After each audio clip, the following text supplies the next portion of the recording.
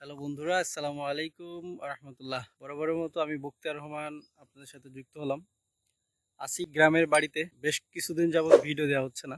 আজকে আপনাদেরকে এই সবুজ আঙিনায় স্বাগতম। আজকে আমরা কিছু বহুল পরিচিত প্রশ্নের উত্তর দিব, ফ্রিল্যান্সিং রিলেটেড।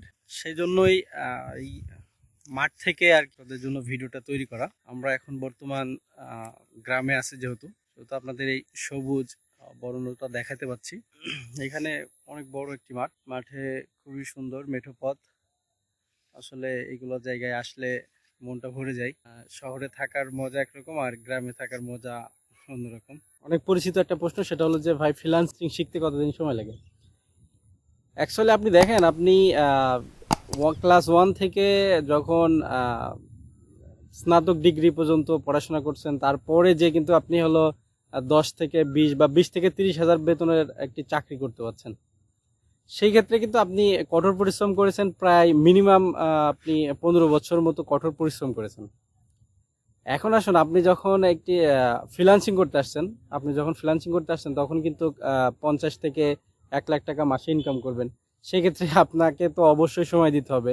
6 মাস তো মিনিমাম সময় দিতে হবে। 6 মাস সময় দিলে আপনি বেসিক জিনিসগুলো সব জেনে যাবেন। তো সেই সময় থেকে কাজ শুরু করতে পারবেন। প্লাস আস্তে আস্তে যখন কাজ শুরু করবেন, তখন আস্তে আস্তে অন্য অন্য স্কিলের দিকে আগাইতে পারবেন, অন্য অন্য জিনিসগুলো শিখতে পারবেন। সেক্ষেত্রে আপনি 6 মাস একটা সময় নিতে পারেন একটি মানে আপনার ফ্রিল্যান্সিং ক্যারিয়ার শুরু করার জন্য। অন্যথায় যদি আপনার কাছে 2-1 মাস, বা আপনি যদি মনে করেন যে 10-15 দিন শিখবো তারপরে আর্ন করা শুরু করব, সেক্ষেত্রে আপনার ফ্রিল্যান্সিংয়ে আসার কোনো প্রয়োজন নেই।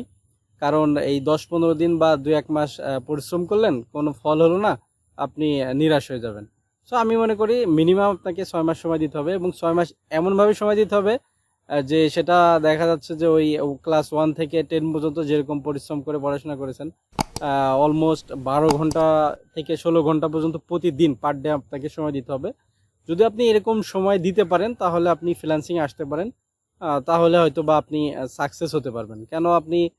কেননা আপনি 6 মাস সময় দিলেন, 6 মাসে আপনি বেসিক জিনিসগুলো জানলেন, তারপরে আপনি কন্টিনিউ করার পরে অন্য অন্য স্কিলগুলো নিলেন, অন্য অন্য জিনিসগুলো শিখলেন। সেই ক্ষেত্রে এটা কিন্তু অনেক ভালো হয়।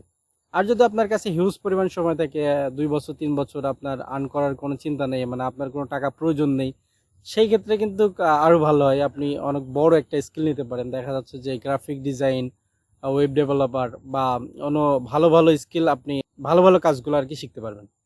সেই ক্ষেত্রে এই জিনিসগুলো ভালো হবে যদি আপনার কাছে সময় থাকে। তো আজকের ভিডিওটি এই পর্যন্তই ছিল। আপনাদেরকে কিছু জিনিস জানালাম। তো আমাদের ভিডিওগুলো ভালো লাগলে আমাদের চ্যানেলটি সাবস্ক্রাইব করে রাখতে পারেন। আর আমাদের কাছে কোনো পরামর্শ বা কোনো জিজ্ঞাসা থাকলে আমাদের কমেন্টে জানাতে পারেন। সেই পর্যন্ত ভালো থাকুন, সুস্থ থাকুন। আল্লাহ হাফেজ।